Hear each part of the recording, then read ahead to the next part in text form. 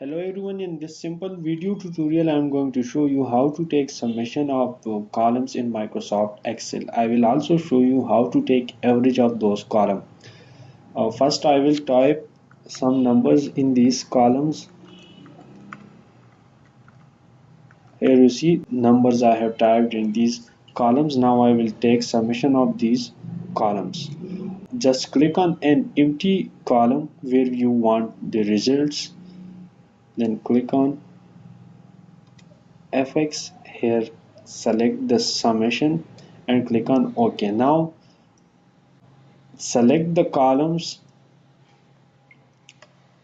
I will select these columns from 1 to 6 and click on OK. Here you see the answer, which is 1491, which is the sum of all these columns.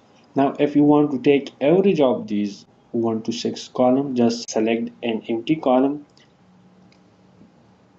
click on fx function, select the average, click on OK. Now select the columns 1 to 6 and type OK. Here you see 248 is the average of these all columns. Thank you for watching and don't forget to subscribe.